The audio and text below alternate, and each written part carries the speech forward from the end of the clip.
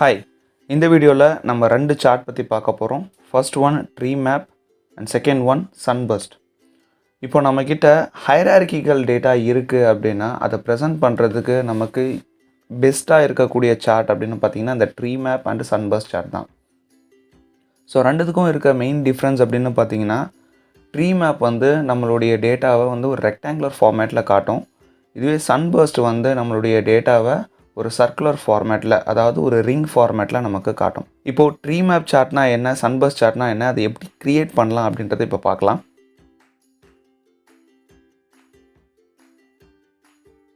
So first chart Treemap chart. So Treemap chart is a data visualization technique that displays hierarchical data using rectangles of decreasing sizes, often called nesting, to create Treemap charts. So Treemap chart அப்படின்றது உங்களுடைய டேட்டாவை ஒரு rectangular ஃபார்மேட்டில் காட்டும். பெரிய value தான் முதல் ரெக்டாங்கிளாக இருக்கும், அதுக்கப்புறமா இருக்கிறது வந்து அதை விட சின்ன வேல்யூ, அதை விட சின்ன வேல்யூ அப்படின்னு சொல்லிட்டு லாஸ்ட் ரெக்டாங்கிள் வந்து பார்த்திங்கன்னா ரொம்பவே சின்ன ரெக்டாங்கிளாக காட்டும். ஸோ இதுதான் வந்து Treemap chart. ஸோ இதை வந்து நம்ம எப்படி வந்து எக்ஸலில் க்ரியேட் பண்ணலாம் அப்படின்றத இப்போ பார்க்கலாம். ஸோ இப்போ நான் வந்து ஒரு சிங்கிள் காலம் டேட்டா வச்சுருக்கேன். ஸோ இந்த டேட்டாவில் வந்து பார்த்திங்கன்னா ஃபஸ்ட்டு காலமில் என்னுடைய லேபிள்ஸ் இருக்குது, செகண்ட் காலமில் என்னோடய வேல்யூஸ் இருக்குது. ஸோ இதை வந்து நம்ம எப்படி க்ரியேட் பண்ணலாம் அப்படின்னு பார்க்கலாம். ஸோ கர்சர் வந்து உங்களுடைய டேபிளில் வச்சுக்கோங்க. இன்சர்ட் மெனு போங்க. இன்சர்ட் மெனுவில் உங்களுடைய டேட்டா இங்கே இருக்குது, உங்களுடைய சார்ட் வந்து இங்கே இருக்குது, இன்சர்ட் ஹைரார்கி சார்ட். ஸோ இதில் ஃபர்ஸ்ட் சார்ட் Treemap.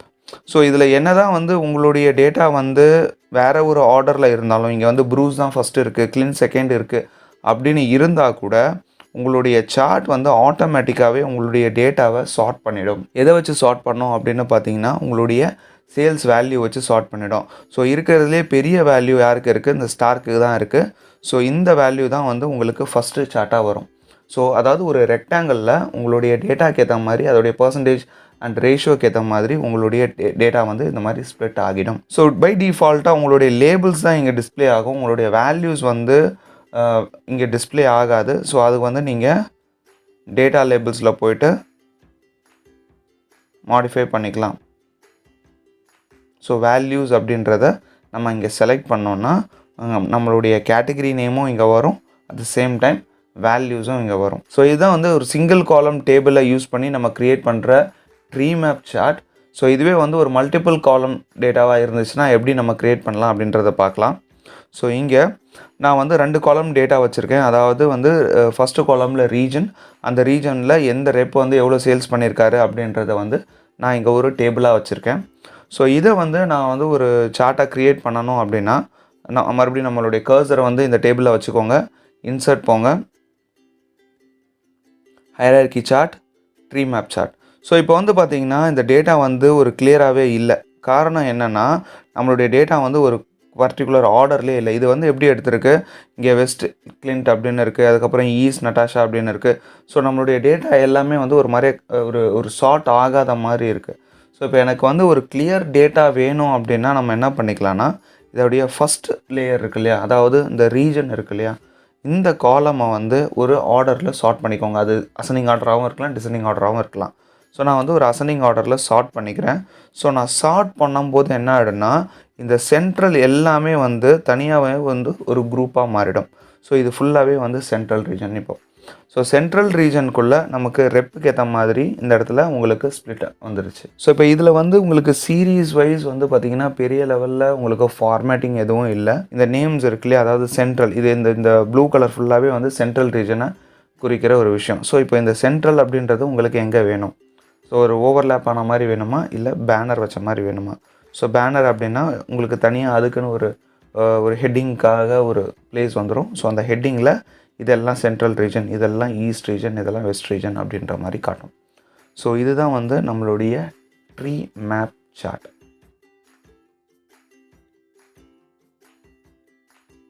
ஸோ அடுத்ததாக வந்து Sunburst சார்ட் பார்க்கலாம். Sunburst சார்ட் அப்படின்றது வந்து இதுக்கு நிறைய நேம்ஸ் இருக்குது. என்னென்ன நேம்ஸ்னு பார்க்கலாம்.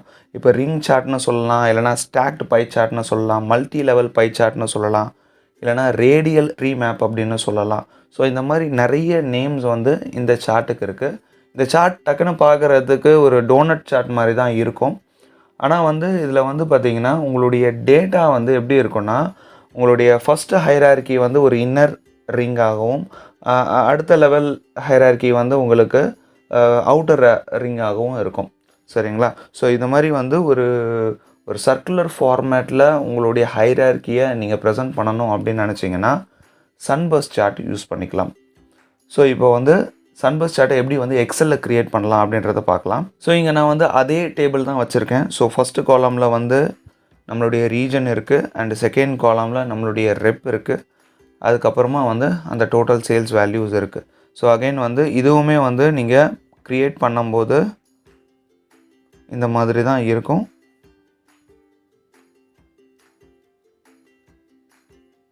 ஸோ பார்த்தீங்கன்னா சென்ட்ரல், அதுக்கப்புறம் ஈஸ்ட், இந்த மாதிரி வந்து உங்களுக்கு டேட்டா வந்து ஒரு கிளியரான டேட்டாவாக இருக்காது. ஸோ இதை என்ன பண்ணிக்கலாம், நான் ஃபஸ்ட்டு காலமை வந்து இப்போ நான் சார்ட் பண்ணிக்கிறேன். ஸோ ஆட்டோமேட்டிக்காக வந்து பார்த்திங்கன்னா உங்களுக்கு இதெல்லாமே சென்ட்ரல் ரீஜனில் ஒவ்வொரு ரெப்பும் எவ்வளோ சேல்ஸ் பண்ணியிருக்காங்க அப்படின்ற டீட்டெயில்ஸ் உங்களுக்கு இங்கே வந்துடுது. அண்ட் அகைன் இதுலேயும் பார்த்தீங்கன்னா உங்களுடைய டேட்டா லேபிளில் வந்து வெறும் நேம்ஸ் மட்டும்தான் வரும். இதுவே வந்து உங்களுக்கு வேல்யூஸும் வேணும் அப்படின்னா இங்கே போய்ட்டு வேல்யூஸ் அப்படின்னு செலக்ட் பண்ணிட்டீங்கன்னா உங்களுடைய வேல்யூஸும் வரும். ஸோ கமா கொடுக்காம நான் நியூ லைன் கொடுக்குறேன். ஸோ தட் இது நெக்ஸ்ட் லைனில் வரும். ஸோ இப்போ இது வந்து ஒன் சாம்பிள் தான். இப்போ இதுவே வந்து நான் வந்து இன்னும் ஒரு மல்டிபிள் லேயர்ஸ் வச்சுருக்கேன் அப்படின்னா வந்து இந்த மாதிரி கூட டேபிள்ஸ் வச்சுக்கலாம். இப்போ ஃபார் எக்ஸாம்பிள் வந்து பார்த்திங்கன்னா இது எல்லாமே சென்ட்ரல் ரீஜன் தான். பட் ஸ்டில் வந்து பிளாங்காகவே இருந்தாலும் எக்ஸல் ஆட்டோமேட்டிக்காகவே அண்டர்ஸ்டாண்ட் பண்ணிக்கும் இது எல்லாமே சென்ட்ரல் ரீஜனோட டேட்டா அப்படின்னு சொல்லிட்டு. ஸோ செகண்ட் லெவலில் வந்து நான் ரெப் வச்சுருக்கேன். அண்ட் தேர்ட் லெவலில் அந்த ரெப் வந்து எந்த ப்ராடக்ட்டை வந்து அவங்க சேல்ஸ் பண்ணியிருக்காங்க அப்படின்ற டீட்டெயில்ஸ் நான் இங்கே வச்சுருக்கேன். So first level region, second level rep, third level வந்து என்ன ஐட்டம் சேல்ஸ் பண்ணியிருக்காங்க அண்ட் அது எவ்வளோ சேல்ஸ் பண்ணியிருக்காங்க அப்படின்ட்டு ஃபோர்த் லெவலில் வச்சுருக்கேன். ஸோ இப்போ இந்த டேபிளுக்கு நான் வந்து ஒரு சன்பர்ஸ்ட் சார்ட் நான் க்ரியேட் பண்ணணும். ஸோ போய்ட்டு ஹைரார்கிக்கல் சார்ட் அண்ட் சன்பர்ஸ்ட் சார்ட் அப்படின்னு கொடுக்கும்போது